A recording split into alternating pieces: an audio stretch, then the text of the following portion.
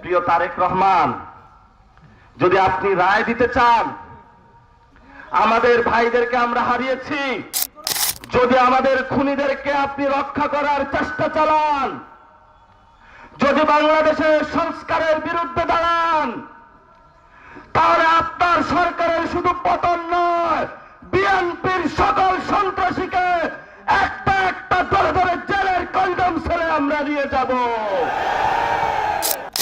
আসো একটা secretary post দেই। তো বললাম সেক্রেটারি পোস্টের কাজ কি? বললো যে একটু সকালবেলা জুতা টানতে হবে। আমরা বললাম ওটা আমাদের জন্য না, ওটা রাশেদ খানের জন্য। তারপরে বলল প্রতিমন্ত্রী বানানো হবে। প্রতিমন্ত্রীর কাজ কি? বলল প্রতিমন্ত্রীর কাজ হলো প্রত্যেক দিন বাংলাদেশের মানুষের প্রতি গাদ্দারি করতে হবে, সকালবেলায় উঠা বাংলাদেশের মানুষকে গালি দিতে হবে, বিকালবেলায় বাংলাদেশের মানুষকে গালি দিতে হবে, এবং যে গণ অভ্যুত্থান সেই গণ অভ্যুত্থানের বিরুদ্ধে বলতে হবে। আমরা বললাম ওইটা আমাদের জন্য না, ওটা জুনায়েদ সাকির জন্য। আমরা চিন্তা করেছিলাম বাংলাদেশের মানুষ পাইবে হীরার টুকরা, বাংলাদেশের মানুষ পাইল কি? গোলা আলু। যে গোলা আলু একবার ভারতের সাথে মিলা যায়, একবার চায়নার সাথে মিলা যায়, একবার হলো চুপ্পুর মতন যারা আমাদেরকে খুন করেছিল তাদের সাথে মিলা যায়, একবার আওয়ামী লীগের সাথে মিলা যায়। আমরা এই গোলা আলুর প্রতি আবেদন রাখতে চাই, প্রিয় গোলা আলু ভাই,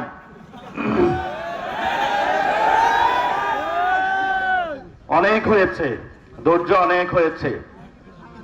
আমাদের প্রথম লড়াই আমাদের ছিল বাংলাদেশ থেকে ফেসিবাদী যে শাসন তা আমরা উৎখাত করব। দ্বিতীয় লড়াই ছিল এই ফেসিবাদী যে শাসনতন্ত্র রয়েছে সেই শাসন প্রক্রিয়াকে সংস্কার করে আবু সাইদের নতুন বাংলাদেশ আমরা তৈরি করব। শহীদ মুগ্ধর যে নতুন বাংলাদেশ সেই বাংলাদেশ আমরা তৈরি করব। সেই বাংলাদেশে যদি কোনো পথের কাটা কোনো গোলালু হয়ে দাঁড়ায়, আমরা তোমাকে 1 মিনিটের জন্য পরোয়া করব না। আমাদেরকে অনেকভাবে বুঝায়। আসো একটা সেক্রেটারি পোস্ট দেই। তো বললাম সেক্রেটারি পোস্টের কাজ কি? বললো যে একটু সকালবেলা জুতা টানতে হবে। আমরা বললাম ওটা আমাদের জন্য না, ওটা রাশেদ খানের জন্য। তারপরে বলল প্রতিমন্ত্রী বানানো হবে। প্রতিমন্ত্রীর কাজ কি? বলল প্রতিমন্ত্রীর কাজ হলো প্রত্যেক দিন বাংলাদেশের মানুষের প্রতি গাদ্দারি করতে হবে, সকালবেলায় উঠা বাংলাদেশের মানুষকে গালি দিতে হবে, বিকালবেলায় বাংলাদেশের মানুষকে গালি দিতে হবে, এবং যে গণ অভ্যুত্থান সেই গণ অভ্যুত্থানের বিরুদ্ধে বলতে হবে। আমরা বললাম ওইটা আমাদের জন্য না, ওটা জুনায়েদ সাকির জন্য। বাংলাদেশে এই ধরনের উৎকৃষ্ট বামদের আর কোনো সুযোগ নাই। তুমি যদি সোশ্যাল ডেমোক্রেসি করো, বামপন্থা করো, সেই বামপন্থায় তুমি বাংলাদেশের ঘরে ঘরে যাও। তোমার এখানে যদি কার্লস, এঙ্গেলস, লেনিনের রাজনীতি করতে চাও, তাহলে তারা কিভাবে জনগণের কাছে গিয়েছে? তারা এই ধরনের কোন এস্টাবলিশমেন্টের প্রতিমন্ত্রীর লোভে মানুষের সাথে কখনো গাদ্দারি করে নাই। এই জন্য আমরা যারা টকশোতে উপস্থিত হয়, সিনিয়র সাংবাদিক, আরো যে তাদের কত উপাধি, এই ধরনের উপাধিবাজদের উদ্দেশ্যে আমরা বলবো যে তারেক রহমানের বগল চিপায় অনেকদিন থাইকা আপনাদের রক্ষা আপনারা করতে পারবেন না। এখানে অনেক ডিসি ছিল, এখানে অনেক এমপি ছিল।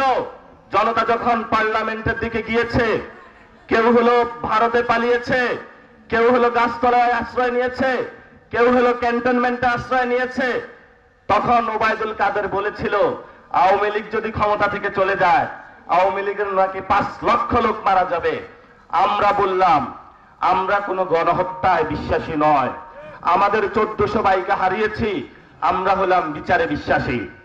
আমরা বিচারালয়ে ছুটে গেলাম। সেই বিচারালয়ে সংস্কারের জন্য বিচার বিভাগের আলাদা একটা সেক্রেটারিয়েট কমিটি গঠন করলো। তারেক রহমান বলল আওয়ামী লীগ আমাকে যথেষ্ট ভোট দিয়েছে, আমি বিচারে বিশ্বাসী না, সেক্রেটারিয়েট বাতিল করো। বাংলাদেশে আমি প্রধানমন্ত্রী, যে জাজ হবে বিচার নামে কোনো সংবিধান দেখার দরকার নাই। আমি তারেক রহমান ফ্যাসিজমের নতুন শাসক, আমি যা বলবো বাংলাদেশে সেটাই রায় হবে। প্রিয় তারেক রহমান, যদি আপনি রায় দিতে চান, আমাদের ভাইদেরকে আমরা হারিয়েছি, যদি আমাদের খুনিদেরকে আপনি রক্ষা করার চেষ্টা চালান, যদি বাংলাদেশের সংস্কারের বিরুদ্ধে দাঁড়ান, তাহলে আপনার সরকারের শুধু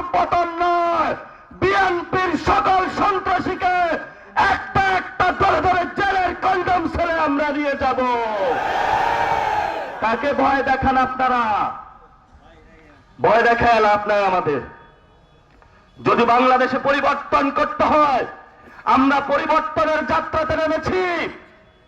এই পরিবর্তনের স্বপ্ন আমাদেরকে গুলির মুখে দাঁড়িয়ে শহীদ ওসমান হাদি বলে গিয়েছিলেন, জানটা দিব জুলাই দিব না। বাংলার মানুষ বলেছিল ওই পাগলে কি বলে, পাগল সত্যি জীবন দিয়ে গেছে, 18 কোটি মানুষকে মুক্ত করে দিয়ে গিয়েছে।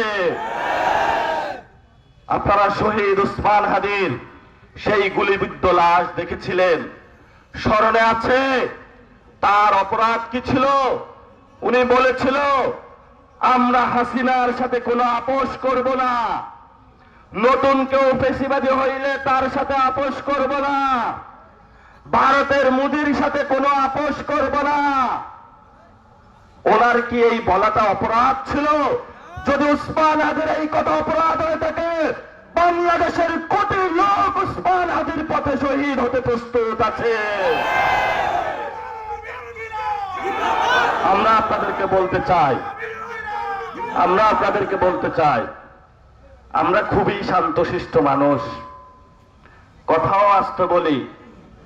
পাঞ্জাবি পরেছি, এটা দেখা মনে করবেন না যে অস্ত্র দুইটা নিয়ে আসছি, ওদেরকে ধমক দিলে ওরা পালাবে।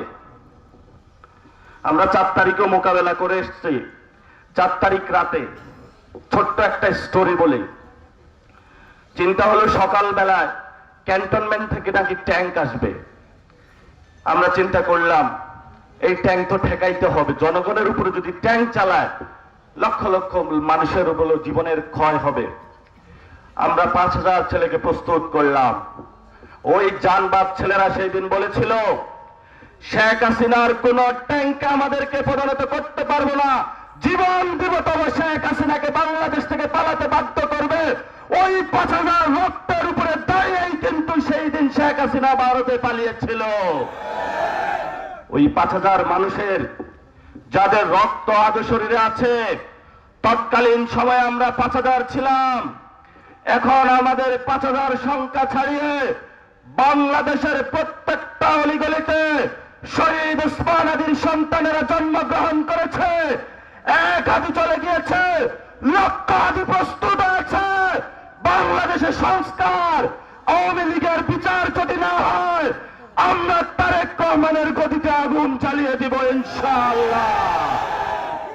কোনো কম্প্রোমাইজ হবে না, কথা খুবই স্পষ্ট। ভালো আছেন, ভালো থাকেন, আমরাও ভালো থাকি, কোনো গ্যাঞ্জাম নাই আপনার সাথে, কোনো সমস্যা নাই। তবে জনগণের সংস্কার আপনাকে বাস্তবায়ন করতে হবে, আওয়ামী লীগের বিচার করতে হবে। যদি আমরা এই 2টা কাজ বুঝিয়া না পাই, তাহলে আমরা কি করব সেটা তো আপনারও ভালো করে জানা আছে। যেই ভয়ে লন্ডনে পালায়া ছিলেন, নির্বাচনের আগে তো নয়, শুধু 5 তারিখের পরেও তারেক রহমান কি বাংলাদেশে এসেছে? আসে নাই। ওনার এখন তারেক রহমানের মাথা খারাপ হয়েছে দাড়ি টুপি দেখলে। শেখ হাসিনার এই ধরনের রোগ ছিল।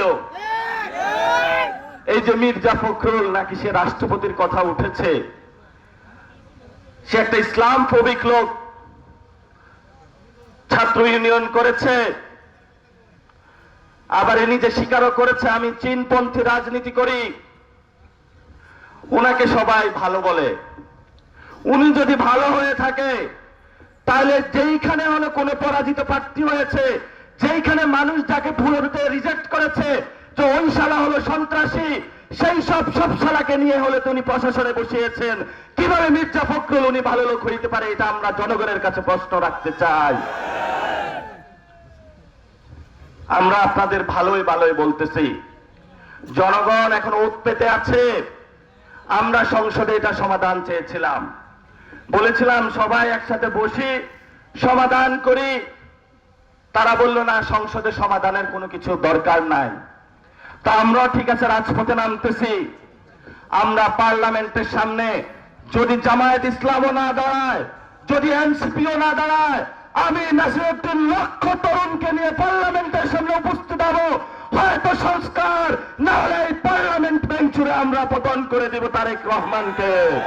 দেখি ওই দিন কার সাহস আছে। হয়তো আমাদের ওই দিন মৃত্যু হবে, না হলে আমরা যেই দিন সংসদের সামনে যাব সেই দিনই বাংলাদেশে সংস্কার এবং বিচার বাস্তবায়ন হবে, না হলে তারেক রহমান বাংলাদেশে থাকবে না। এই প্রতিশ্রুতি নিয়ে আপনারা সবাই ঘরে ঘরে দুর্গ গড়ে তোলেন। যখন এই ট্রাক আসবে, ট্রাক, রিক্সা, ভ্যান, বাস, যেভাবে হোক আপনারা ঢাকায় সবাই উপস্থিত হবেন। আপনার ভাইয়ের বিচারের জন্য সবাই হাত তুলে আজকে শপথ করি, আমরা আমাদের ভাইয়ের বিচার ছাড়ব না। আমরা শহীদ উসমান হাদি ভাইয়ের হত্যাকাণ্ডের বিচার না দেখা পর্যন্ত আমাদের কোনো আজাদির ঘুম নাই। আমরা বাংলাদেশে সংস্কার বাস্তবায়ন পর্যন্ত আমাদের কোনো রেস্ট নাই। সবাই প্রস্তুত আছেন?